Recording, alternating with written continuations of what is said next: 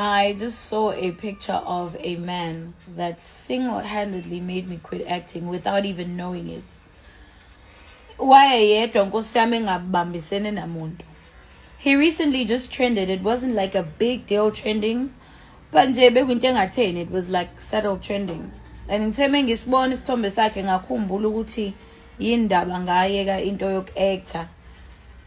Ayibo. And yazi bahle sibengibuza mhlawumbe mengikwama interview ukuthi awupheni waqala ngoku-actor kwenzakalani mhlawumbe ngithi mina khona kodwa izizathu mhlawumbe engihlezi ngisisho sengikhumbulile ukuthi akusilona iqiniso lelo. That's not why I quit acting. That man was the reason why I quit acting. So let me tell you what happened 9 years ago. I think it was 2017. Yeah, 2017. 2017, 2018, if you've been on my page, you'll know ukuthi ngangithanda indaba yoku-act. Ngiyacela just nje ngamabomu ukuthi you've been on my page long enough and wakwangibona kulama stages la ngisafela koZalo, launching my acting career. I even went to school for acting. Ngiphinde ngibamba my workshops for attend my workshops woku-actor ko Durban Actors Studio. Kusakhona Durban Actors Studio lapha ngaseShaka Marine. Kwaze kwaba khona i-competition, I think nge-lockdown kwathiwa silingisele uMangcobo esakuZalo. Mfethu nami ngayenza leyanto. Ngagcina sengiyibona sengikwi-set yoZalo phela kuthiwa mesifika laphana sibona ukuthi izinto zenziwa kanjani yabo behind the scenes. Ngathi Durban Jen, ngathi imbewu si-actor as ama-extra laphayana yabo.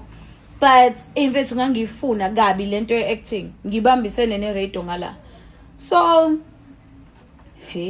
lwabhuti usekuwubaba nje manje sikhohlakala sekhehla lesana. So angazi nini kuphume i-poster yokuthi kunama auditions of actor and ama judge akhona waseGoli and ama actors aziwa. I think kwakhona i-director phakathi kube khona i-actor umuntu wesifazane naye ke lo bhuti who who is a big actor.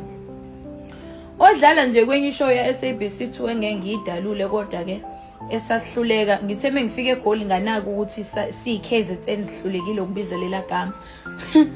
Futhi ngizoyidalula thina sasithi umvango kanti umbango. So anyway, mfethu like ngaphatheka kabi because lo muntu ngikhule ngimbuka ngimhlonipha, but izinto indlela ezenzeka ngayo ngathi mengiphuma noma kwenzeka leyanto lwaphela nje mfethu uthando loku-actor lwaphela like phindange ngazama. So what happened was kuphuma i-poster yokuthi kuzoba nama-auditions eThekwini, abantu abafisa ukungena into the acting industry abangene abasondele. So vele mina ngiya ngokuthi mfethu sengiyazi ukuthi ama-extra asebenza kanjani, ama-main characters asebenza kanjani, ngiyazi ukuthi sisifundwa kanjani i-script usitranslate kanjani. I know the little things that add on to your acting. You can act ngama-facials ungashongo lutho, ama-facial expressions, you can act ngokuphefumula yabo. So mfethu angimoshele lwababa. So kuphume lama audition ngihamba nobhuti wami kuSanele umngani wami, my best friend from high school, who turned into my brother. Sisondela kakhulu because siyayithanda i-acting. Mfethu ngosuku lokuqala hayi nathi sigibeleke manje mina ngiyahluleka ukuvuka. So sigcine siphume ngo7 masifika laphana, it was past 7 quarter-to-8. Sitshela ukuthi sifike early kanti eyibuso landa umudu line. Sagcine singa-auditionanga ke ngosuku lokuqala, kodwa sagcine sifikile ngasesicabheni. So base beyasitshela ukuthi ngoba bese nila mase nifika ngakusasa ngicela ukuthi menifika nize ngaphambili yabo cause nini nigcinile. Sifike second day sifike ngabo past 6 still bese si late yabo. Ngasaba mfethu ukusho ukuthi phela ade ngila izolo kuthiwa yabo mfethu ngasama ke kulayini kwathi ngabo 4 sagcine sesifikile ke phambili. Samase sifika sebeyasho ukuthi you guys have been here all day. Sathi yebo, but anishongo ngani ngoba ngabe nilokhu njanile ni audition ekuqala ekuseni. Sathi siyaxolisa besisaba. So sa audition and they said you're through to the next round. We were excited. So kanti le QS kuyona izoshesha iphele. U-second round uqala vele sisakhona kwathiwa si-audition. Za-audition, I think saphuma ngabo-8 sesigijimela ukuthi sikhave itaxi-ke manje ekhaya. Mes-audition ekuthiwa sifike futhi ngakusasa siqhubeke la sigcine khona. Hayi sifike siqhubeke la sigcine khona. Ama-audition kashesha phela ngabo-2. Sithi siseteksini hayibo ku-WhatsApp wami because manje after the second round khona iphepha obunikwa lona. Leli phepha obunikwa lona bubhala igama, isibongo, uhlalaphi, bengisahlala eMlazi, uhlalaphi, inamba yakhe ithini. Hayi ngishiye konke lokho yabo. Hayibo. Akuphelanga nesikhathi singakanani ngithola uWhatsApp mfethu.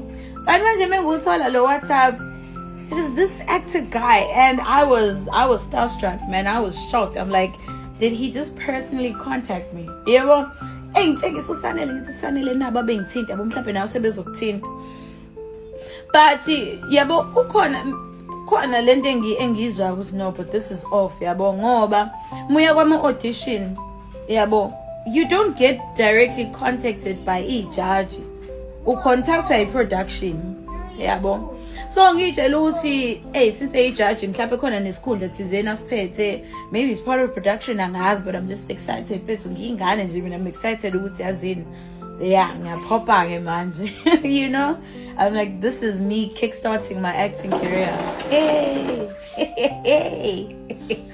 So athi hey Penny, I hope you're well. Siyaphila nathi baba ninjani? Naye siyaphila. Athi don't call me ubaba, nguntanga wenu mina. Hayibo. Ngibe nalokho uthi hayibo untanga wethu kanjani lo muntu ngikhule ngimbuka emdala ngaka. Yabo, but you know ngiphume nje lapho because mina my focus is me securing that acting career. You know, this is my breakthrough, so this is not the time for me to yabo ngiphendule snacks. Athi it was amazing seeing you. You know, ngumuntu waseGoli, but I've seen a lot of beautiful things here in KZN. No, I think babethi Natal. I've seen a lot of beautiful things here go Natal. You know, ulwandle, abantu base Natal, the language, the culture, and you. Mina ngumuntu ke who can read the room. Mina ngeke ungidide ngingakutshela mengena endaweni uthi oh lo la kukanjani. Manje I can read the room even kwama text ke mina eqala kudala lena. Athi ngithi mina and you. Ibuza uthi manje lo bhuti ufuna ngiphendule kanjani. Ngithi mina ngitwist lento ngithi mina hopefully you're going to see all that beauty on screen soon enough if this comes through or if this goes through yabo. Sengimbuyisela ekutheni I hope lo buhlo kubona la eNatal. Me ukuthi nami ngiyabaleka lapho. I hope uzongibona nase screenini maduzana. Yabo phela nami ngiyamtshotha yabo phela make the right choice fethu. Izinto zami ikhaya. Athi uhlalaphi ngithi mina ngihlala eMlazi. Masethi number basibhukhele khona la ehotela eLazi. So I think it was a Central Hotel. I think kwakusekhona Hilton. Yeah. Athi bambhukhele Hilton. I think it's noma Southern Sun. Between those two, he was by the beach because one should tell his tombe ebuki beach ngithi mina that's very nice. Athi bangibhukhele la ngithi mina that's very nice. Ngisho tell beach. Yabo. Ase athi wathi lo baba ngimina hopefully you'll make it to screen if you can make it to my room tonight. Ngafunda kwezami ukuthi la kuthiwa wozovula imlenze ukuze uthole lo msebenzi. Mfethu ngiseteksini ebuyile eMlazi yathi idlule eMega City ngafunga ngagomela ukuthi indaba yokuactor never again. Ayibo, that's why nje mfethu lo baba wangibulalela iphupho lami lokuthi ngifuna ukuactor and ngabona ukuthi yabo imlenze yami ngivula la ngiyohlezi ngivula imlenze yami ukuze ngenze izinto noma ukuze izinto zami zenze ngashiya phansi. And that's why I think kwangisiza kodwa that's why izinto zami ithe zathatha isikhathi eside ukuthi ikhanye noma ivuleke because I refuse ukuthi ngilale. Because the thing is masukhuluma nezingane nje osijwayele ukubizwa ezikoleni kuthiwa sambe sokhuluma nezingane. Masukhuluma nezingane zesikole ubatshela ukuthi wena ufike kanjani la khona uyothini. So nje even with people coming in the industry abasha ngisho ngimina ngiyisengingekho kwi-acting industry. But ngilaba bangena kwi-industry muhlangana nomuntu othi kumele kwenziwe lento ukuze uthole lento shiya phansi kuzozanzakalela mekufanele kwenze kodwa lesasikhohlakali sekhehla